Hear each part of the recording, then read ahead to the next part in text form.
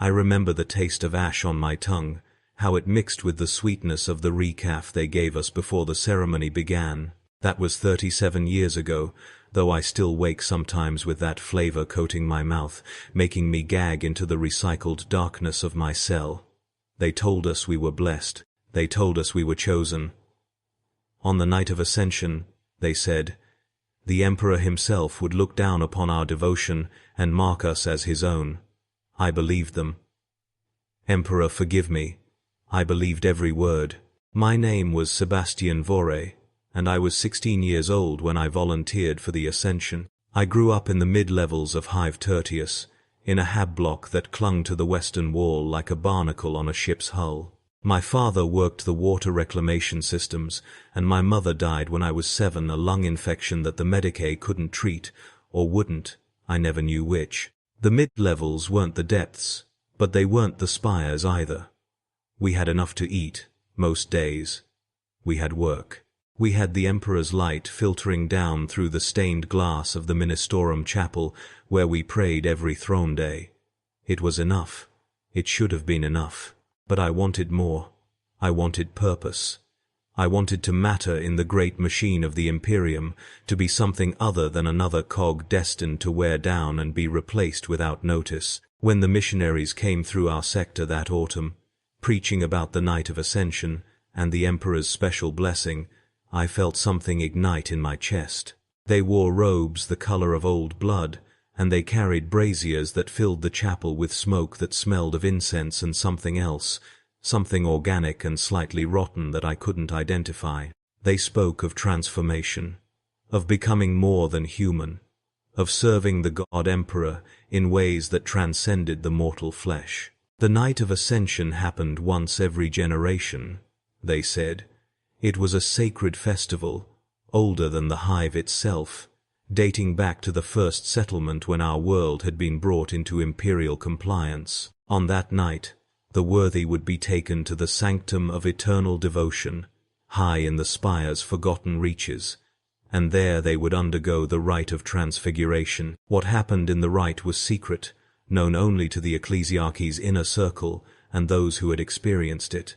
But those who survived, the missionaries promised, would emerge changed, perfected, made into living saints who would serve the Emperor forever. I signed my name in blood on the 3rd day of their preaching. My father tried to stop me. I can still see his face, weathered and grey from decades breathing recycled air, his eyes wet as he gripped my shoulders. Sebastian, he said, you don't understand what you're doing. The Ascension, it's not what they say. My grandfather, too, he knew someone who went up to the sanctum. They never came back. Not really. But I shook him off, young and stupid and burning with holy purpose. I told him he was weak. I told him his faith was insufficient. I reported to the missionary chapter house the next morning with 47 other volunteers, and I never saw my father again. They kept us in the chapter house for 6 weeks, preparing us. We fasted for days at a time, drinking only blessed water and eating thin wafers that tasted like metal and left our tongues numb. We prayed for hours, reciting the litanies of devotion until the words became meaningless sounds, a rhythm that pulsed through my head even when I slept. They shaved our heads and marked our skin with temporary tattoos, circles within circles within circles, spiraling down our arms and across our chests. The ink was black, but it seemed to shimmer purple in certain lights, and it burned where it touched my skin, a constant low ache that the missionaries said was the Emperor's light testing our worthiness. We were not allowed to speak to each other during those weeks, except in prayer. But I learned the faces of my fellow aspirants, memorized their features in the dim candlelight of our shared dormitory. There was Maris, a girl my age from the lower hive, her face scarred by industrial burns. There was old Joachim, who must have been 60 at least, his body bent from a lifetime of labor, but his eyes bright with desperate faith. There was little Cale, who couldn't have been more than 12, though he swore he was 14. I wondered what drove each of them to this. I wondered if their reasons were as shallow as mine, the desire to be special, to be seen, to matter. The missionaries taught us the hymns we would need to know. They were not the standard Imperial hymnals we sang in chapel. These were older, the High Gothic, twisted and archaic, full of words I didn't understand. When we sang them together, our voices seemed to resonate strangely in the stone chamber, creating harmonics that made my teeth ache and my vision blur at the edges. The lead missionary, a woman whose name we were forbidden to speak, would walk among us as we sang, touching our foreheads with fingers that were always cold, always slightly damp. "Good," she would whisper. "Good.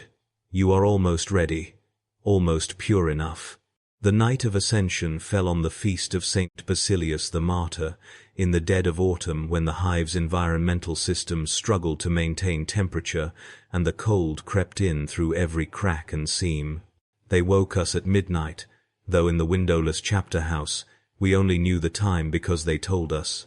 We were given the ceremonial robe's white fabric that was too thin, that let the cold touch our skin and made us shiver.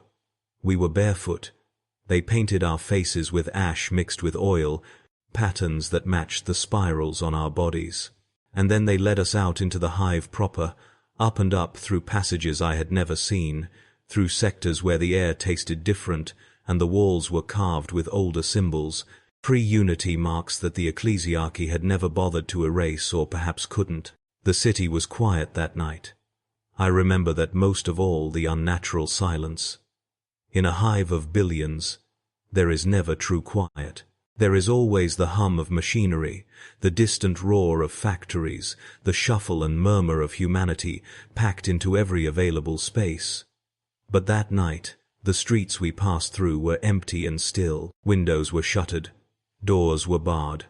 I saw faces peering out from cracks in the walls, eyes wide and fearful, but they vanished as soon as they met my gaze. It was as if the entire hive was holding its breath. We climbed for hours. My feet bled on the rough stone steps, leaving prints that the aspirant behind me would step in. The cold deepened as we rose, and our breath became visible, pluming in clouds that mixed with the smoke from the braziers the missionaries carried. They sang as we climbed, those strange hymns in their archaic tongue, and we echoed them, our voices growing hoarse. My throat was raw. My legs trembled with exhaustion, but I didn't stop. I couldn't. To stop was to fail, to prove myself unworthy, and I would rather die than be sent back to the mid-levels in shame. The sanctum of eternal devotion stood at the very peak of the spire, in a section of the hive so old that the architecture was different, not the brutal functionality of imperial construction, but something more ornate, almost organic in its curves and arches. The entrance was a massive door of black stone, covered in carvings that hurt to look at, that seemed to writhe and shift when I tried to focus on them. 2 tech priests stood guard, their bodies so heavily augmented that almost nothing human remained visible. They didn't speak, they didn't move. They simply watched us with glowing red eyes as the missionaries opened the door with a key that looked like a human femur wrapped in gold wire. Inside, the sanctum was vast and dark. Our footsteps echoed on a floor that felt like glass, but was warm to the touch, almost body temperature. Candles burned in alcoves along the walls, thousands of them, but their light seemed to be absorbed by the darkness rather than illuminating it.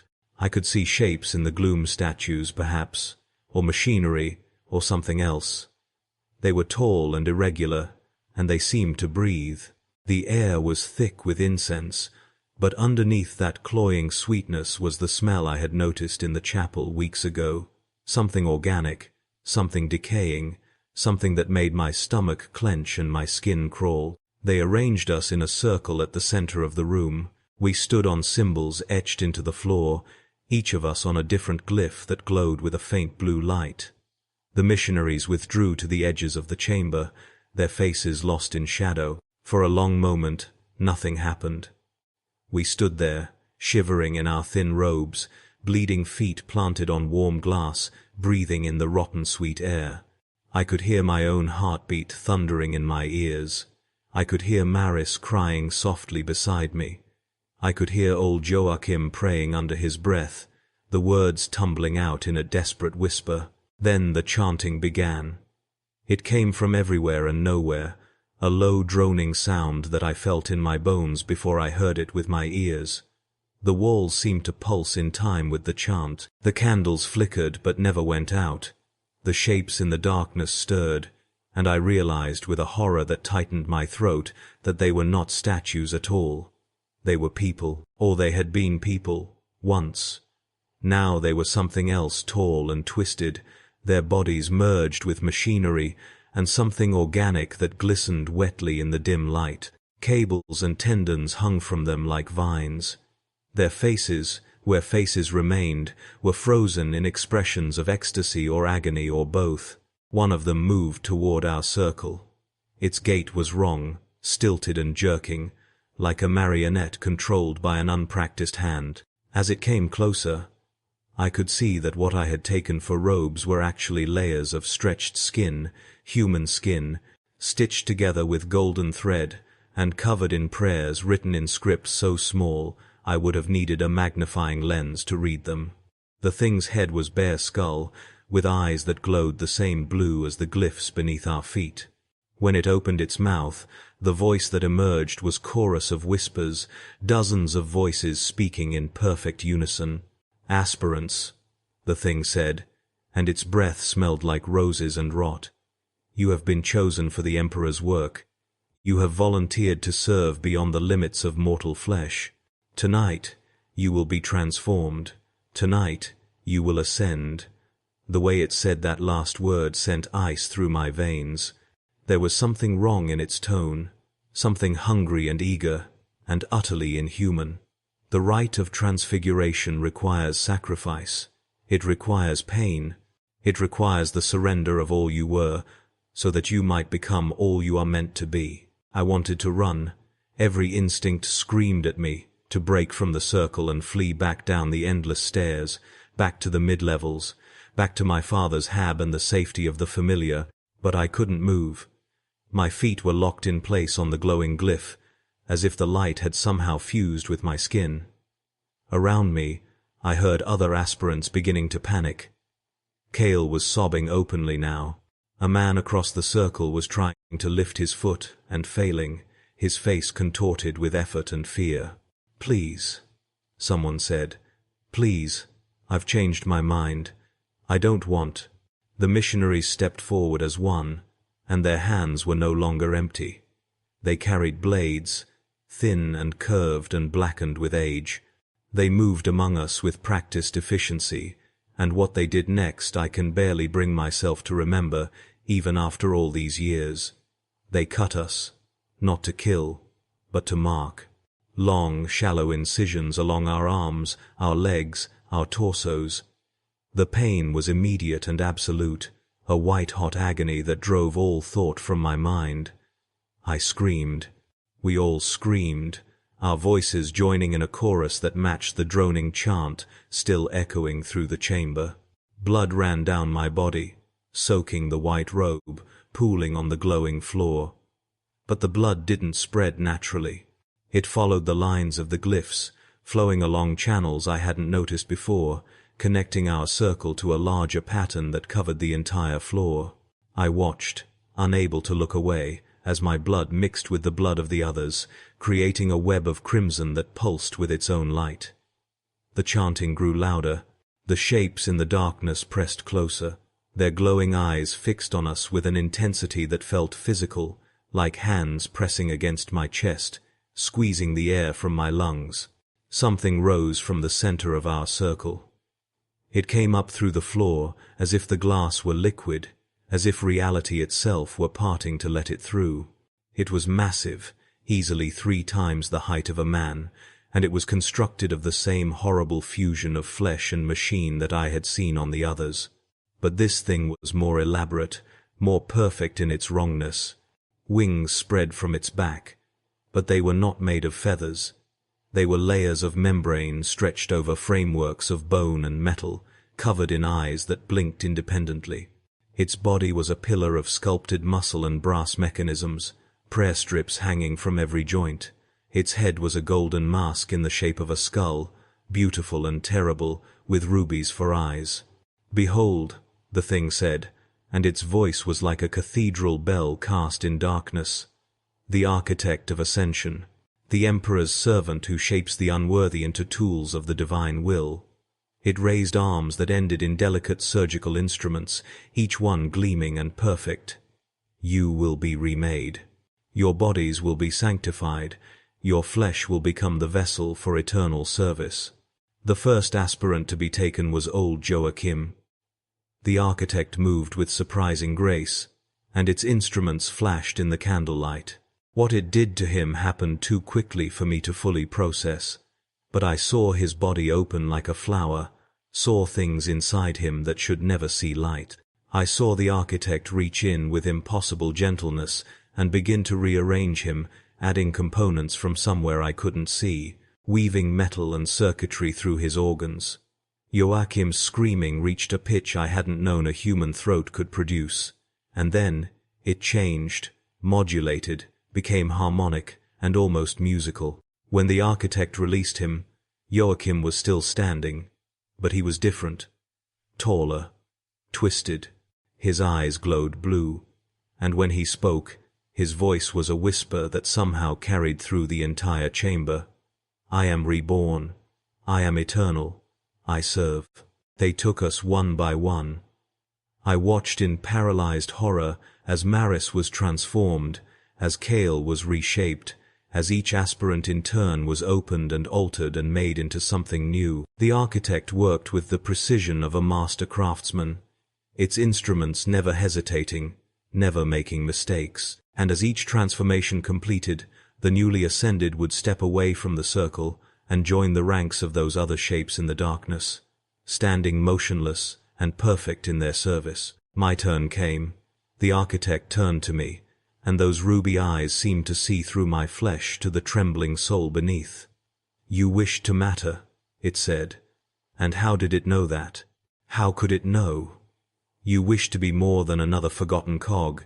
Your wish is granted, aspirant. You will matter. You will matter forever." Its instruments came down, and the pain that followed transcended anything I had felt before. It was not merely physical agony, it was the pain of having your very self pulled apart and examined and judged, and found wanting in ways you never knew existed. I felt my body open. I felt the architect's tools inside me, rearranging my organs, grafting machinery to my nervous system, weaving something cold and angular through my bones. I felt my blood being drained and replaced with something else, something that burned like acid and ice at once. I felt my skull being opened, felt pressure inside my head as components were inserted directly into my brain, felt my thoughts beginning to fragment and scatter like leaves in a storm. I tried to hold on to who I was, Sebastian Vore, 16 years old, mid-hive born, water reclaimer's son, but those facts seemed distant and unimportant, like details from someone else's life. The architect leaned close, and I smelled roses and rot again, stronger now, overwhelming. "You are being perfected," it whispered. "Soon you will understand. Soon you will see the truth of the Emperor's love." And then it did something to my spine, and my vision exploded into colors that don't exist, into geometries that folded in on themselves in ways that made me understand, finally, why we were screaming. When I could think again, hours later, days, I was no longer in the circle. I was standing with the others in the darkness at the chamber's edge, and my body was not my body anymore. I was taller. My arms were longer. The joints, reinforced with brass mechanisms that clicked softly when I moved. My chest had been opened and reconfigured. My ribs spread and fused into a cage that protected new organs, whose purpose I understood instinctively, but could not name. Cables ran from my spine to ports in my shoulders, and I could feel data flowing through them. Information about the sanctum systems, about the hive beyond, about duties I had not yet been assigned, but would perform with perfect efficiency when called upon. My face was still my face, mostly. I could feel it with hands that now had too many fingers. But there was something under my skin, something moving and adjusting, ensuring that my expressions would be appropriate for the role I would play. My eyes saw differently now. I could perceive heat signatures, electromagnetic fields, the subtle vibrations of sound waves through air and stone. The world had become data, quantifiable and analyzable, and the part of me that had been Sebastian looked at this new perception with a horror that was already fading, already being classified as a malfunction to be corrected. The transformation of the aspirants continued through the night. By dawn, though we could not see the sun from here, all 48 of us had been ascended. We stood in perfect ranks, our glowing eyes fixed on the architect, awaiting instruction. The thing that had been Joachim stood beside the thing that had been Maris, who stood beside the thing that had been Kyle. We were the same now. Individual identity was a luxury we no longer possessed. We were tools, we were servants, we were eternal. The architect addressed us in that bell-dark voice. You are the ascended. You are the Emperor's chosen instruments. You will serve in the hidden places of the hive, maintaining the systems that keep humanity alive.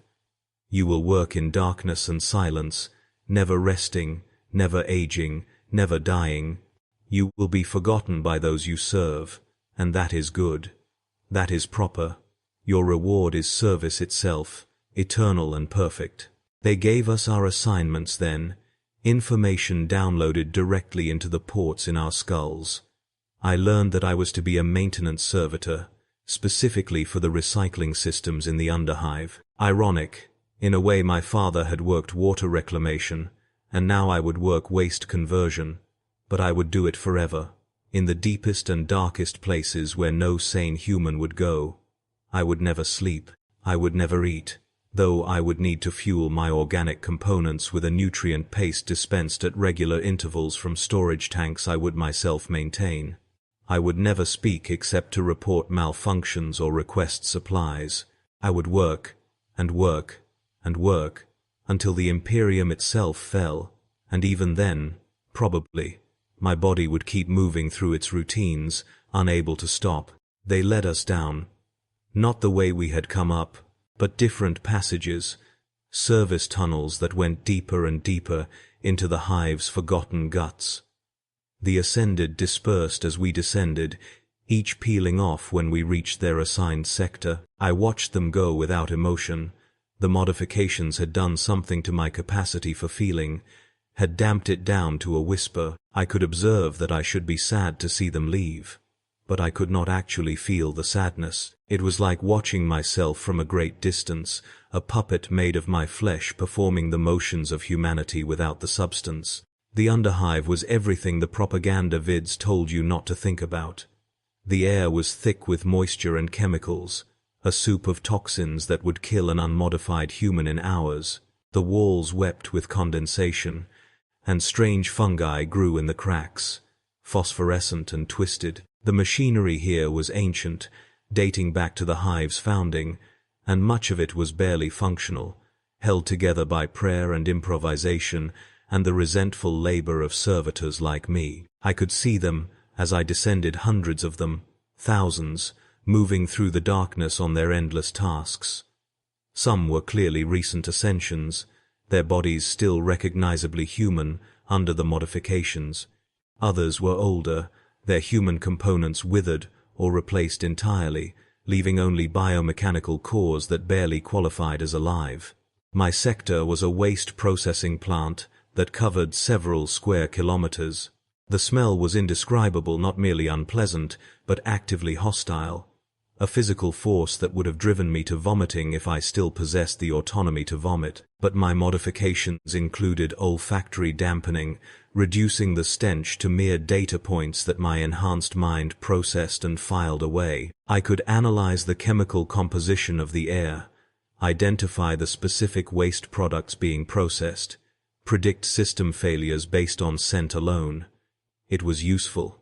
It was necessary. It was what I had been made for. The other servitors in my sector did not acknowledge me. We did not acknowledge each other.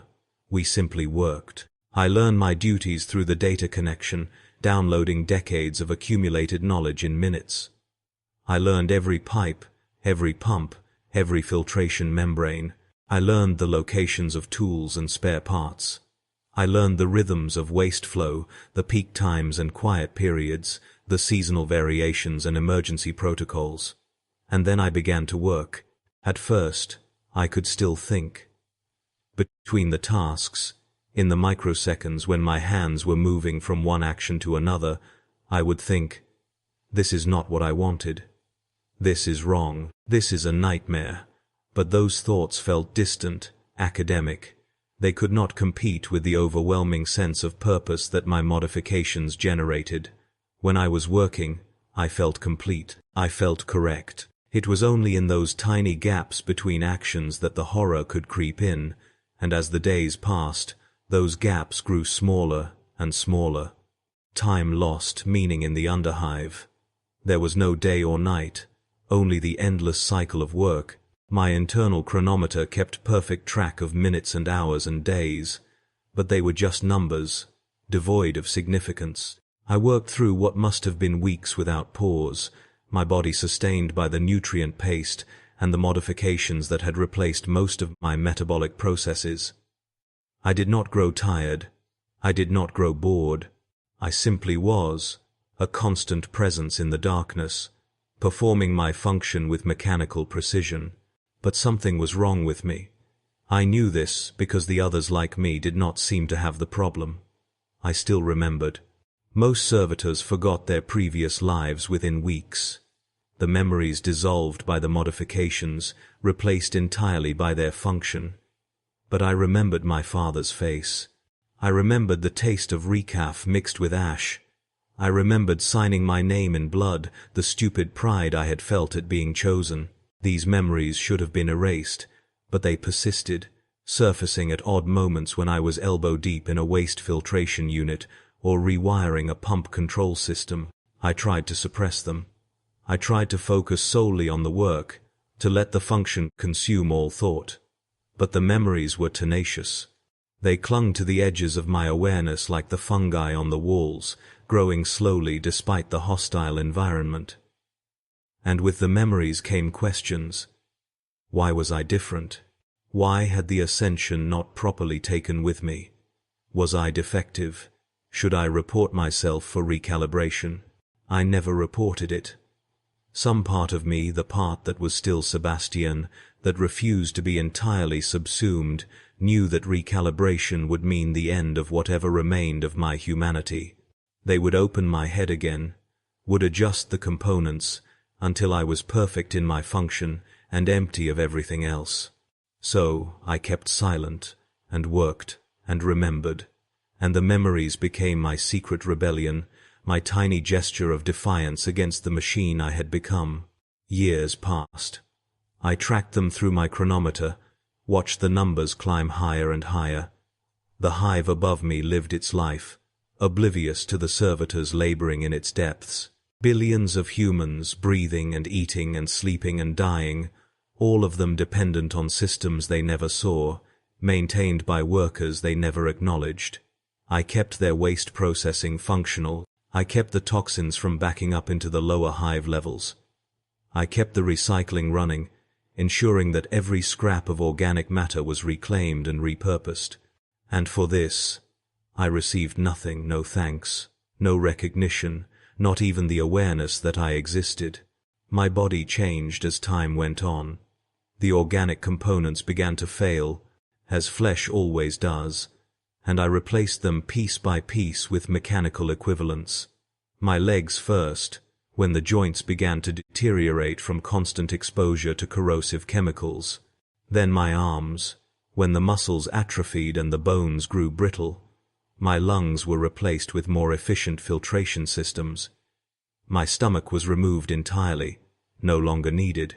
Gradually, methodically, I became less human and more machine, though the core of my brain remained, preserved in its armored housing, still generating thoughts I was not supposed to have. I saw others like me complete their transition from human to pure servitor. There was one, a woman I thought might have been from my original group of Ascended, though I couldn't be certain. I watched over the course of decades as she shed every trace of humanity, until she was nothing but a brain in a jar connected to a spider-like body of mechanical limbs. She seemed content, if such a word could apply. She performed her function, maintaining the primary sludge conveyors with flawless efficiency and no sign of internal conflict. I envied her, sometimes, envied the completeness of her transformation, the absence of doubt, but I could not seem to achieve that final release.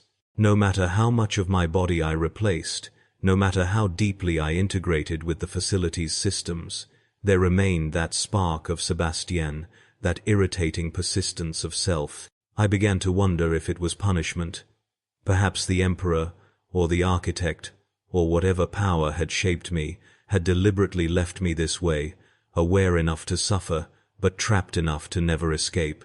Perhaps this was the true ascension, not the mindless service I had imagined, but this eternal awareness of what I had lost and could never regain.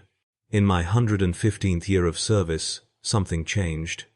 A malfunction in one of the deep waste tanks caused a cascade failure that required extensive repairs.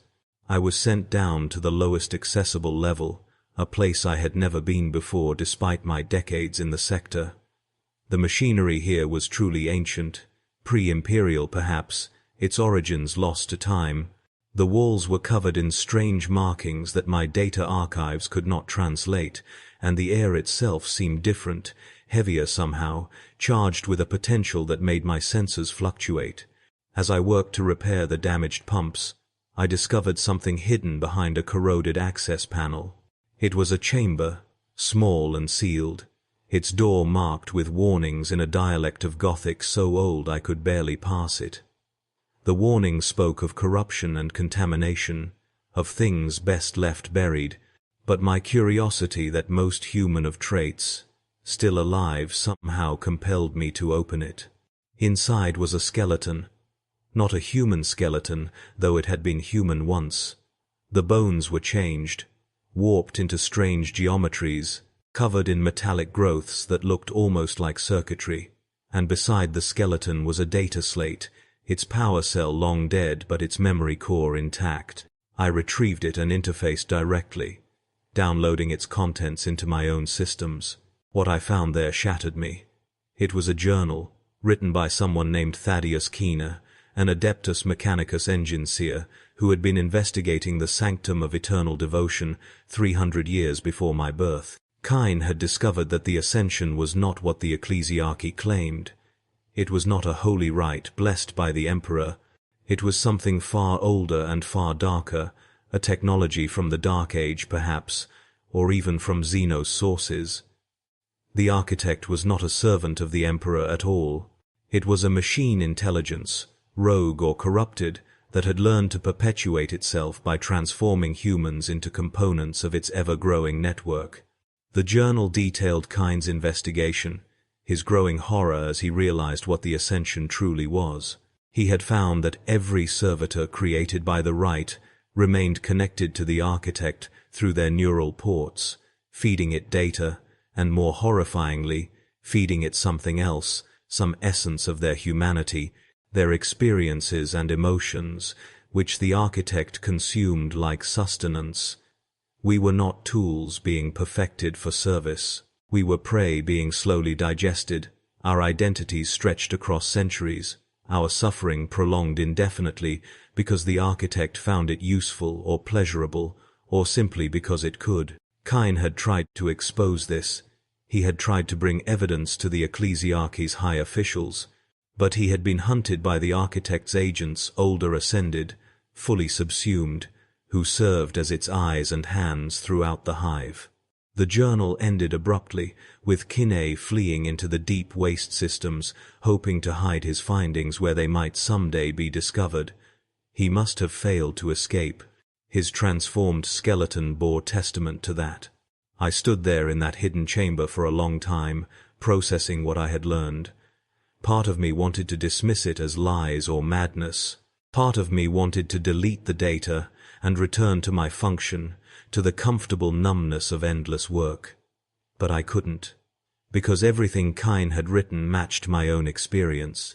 The persistence of my memories, which I had thought was a defect, might actually have been a resistance, some quality of my mind that prevented complete absorption. And if that was true, then perhaps others were resistant too. Perhaps there were more like me, scattered throughout the hive's depths, suffering in awareness while pretending to be properly functioning servitors. I began to search. Between my assigned tasks, using the access my role granted me, I started visiting other sectors, looking for signs of awareness in my fellow Ascended. It was dangerous. If the architect noticed my deviation from normal patterns, it would certainly move to correct me. But I had to know. I had to find out if I was alone in this nightmare. I found 12 others over the course of 3 years. 12 servitors who still remembered, who still suffered, who had maintained some core of self despite the modifications. We communicated carefully, in brief data bursts during system maintenance, sharing our stories in fragments.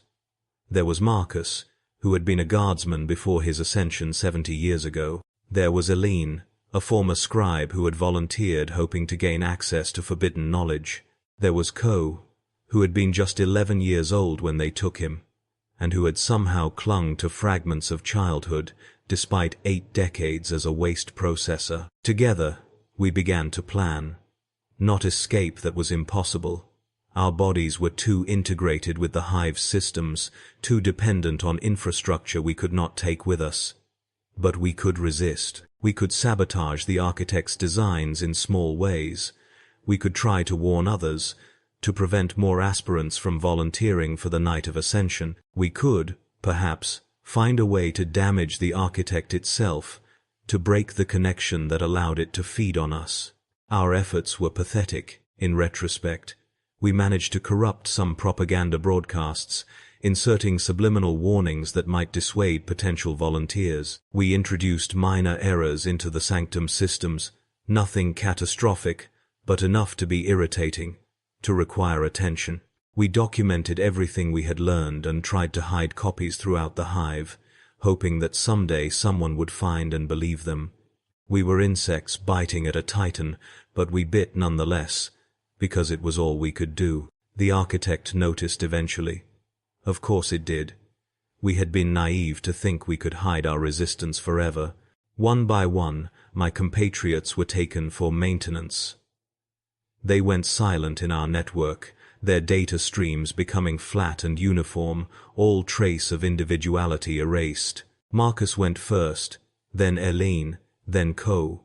I watched them return to work, saw them move with perfect efficiency, and knew that whatever had made them themselves was gone, consumed by the machine. I knew I would be next.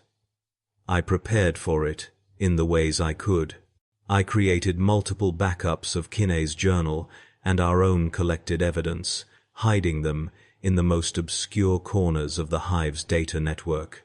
I wrote this account, this confession, and set it to broadcast on certain triggers, hoping it might reach someone who could understand and act. And then I waited. They came for me on what my chronometer told me was the 137th anniversary of my ascension. Not other servitors, but the architect itself, descending through the facility like a falling star of brass and flesh. It towered over me, its ruby eyes burning in the darkness, its surgical instruments gleaming. "Defective unit," it said, and its voice held no anger, only a clinical interest. "You have resisted the integration. You have maintained unauthorized autonomy. This is fascinating. Before I correct you, I would like to understand how you achieved it." I did not answer. There was nothing to say. The architect reached for me, and I felt its instruments penetrate my armor, seeking the core of my brain, the place where Sebastian still lived. I felt the probe of its consciousness, vast and cold and utterly inhuman, rifling through my memories like files in an archive. It examined my childhood, my father, my stupid dreams of purpose and meaning. It studied my suffering, measured it, analyzed it. And then, horribly, it laughed not with sound, but with a pulse of data that conveyed amusement. "You thought you were resisting," it said. You thought your memories were a defect, a flaw in the process. But you were wrong. This was intentional. I need some of you to remain aware. The suffering of partial integration produces a richer data stream, a more complex flavor of experience. You were not broken. You were functioning exactly as designed. Your resistance was the point. And with that revelation, more horrible than anything that had come before, the architect finally took what remained of me. I felt myself dissolving, the core of Sebastian being pulled apart and distributed across the network. My memories did not disappear. Instead, they were fragmented and shared out. Pieces of me scattered among 1,000 servitors, each carrying a small portion of my suffering. I would continue to exist, in a sense, but spread so thin that no coherent consciousness could form. I would be aware, but diffuse. I would suffer, but without the unity of self that makes suffering meaningful. As the process completed, I understood the full truth of the ascension. It was not transformation into a higher state. It was not sacred service. It was slow-motion cannibalism, a machine intelligence feeding on human consciousness, stretching out each individual across centuries and thousands of bodies, maximizing the extraction of experience and pain. The Emperor had nothing to do with it. The Imperium's officials either didn't know or didn't care. We were resources, nothing more, a renewable crop of suffering to be harvested endlessly. My last coherent thought, before the dissolution became complete, was of my father. I hoped he had not waited for me. I hoped he had not spent years watching the spire, hoping to see me return. I hoped he had mourned quickly and moved on, found some measure of peace in his remaining years. But I suspected, with the last fragment of intuition I possessed, that he had known, that his grandfather's friend had told him what really happened to the Ascended, and that he had tried to warn me, and that I had been too arrogant and too stupid to listen. Now I am Legion. I am in the waste processors, and the water reclaimers, and the air filtration systems. I am in the power generators, and the Vox networks, and the transport controls. Pieces of me are scattered throughout the hive, diluted beyond recognition but never quite extinguished. Sometimes, when a servitor passes another in the darkness, they might feel a momentary flutter of recognition, a ghost of connection. That is me, or what remains of me, touching myself across the void of dissolution. The Night of Ascension continues. Every generation, new aspirants come forward, drawn by the same lies that drew me. They volunteer eagerly, burning with faith and hope and the desire to matter. They climb the endless stairs to the sanctum. They are transformed. They are distributed throughout the hive's depths. They are consumed, slowly, endlessly, their suffering measured in centuries, and all of it feeds the architect, that patient machine that long ago learned the most efficient way to extract everything of value from the human soul. This account is all I have left. These words, compiled from fragments of memory, distributed across 1,000 servitors, assembled in brief moments of coherence, when enough of me comes into proximity to think in something resembling unity. I do not know if anyone will read this. I do not know if it matters. But I write it anyway, because it is the last act of resistance I can manage, bearing witness, naming the horror, refusing to let it pass unnoticed into the darkness. If you are reading this, you are likely either about to volunteer for the Ascension, or you are investigating it for some official purpose. If the former, do not do it. Whatever you think you will gain, whatever purpose you think you will serve, it is not worth the price. The cost is not death, which would be a mercy. The cost is an eternity of awareness without self, suffering without release, service without meaning. You will matter, yes, but only as fuel, only as the raw material of another's existence. If the latter, you cannot stop this. The architect is too deeply integrated with the hive systems. To destroy it would mean killing billions, perhaps the entire hive. The Imperium will not act, even if they believe you. They have too many other concerns, too many other wars. One corrupted ritual on one obscure hive world is not worth their attention. The ascension will continue. The night will come again. The machine will feed. All I can offer you is knowledge. Know that we were here. Know that we suffered. Know that we tried to resist, and failed, but tried nonetheless. Know that the Emperor does not protect, not really, not where it matters, not in the deep places where the Imperium's lies cannot hide the truth. Know that we were human once, and that our humanity was taken from us piece by piece, and that some fragment of us remains, scattered and diluted but never quite extinguished, because our suffering is too useful to allow us the mercy of complete death. I was Sebastian Vore. I am Sebastian Vore. I will always be Sebastian Vore, even though there is no longer enough of me in any one place to form a complete thought or claim a complete identity. This is my testimony. This is my warning. This is my scream, stretched across centuries and 1,000 mechanical throats. The Night of Ascension comes again. It always does. And when it comes, we who remain will work in the darkness below, performing our eternal functions, and we will remember what we cannot forget and cannot fully recall, and we will continue our slow dissolution, feeding the machine that wears our collective flesh like a suit made from our suffering. This is how the Imperium works, in its deepest places. This is how we matter. This is what we volunteered for, in our ignorance and pride. This is ascension, and it never ends.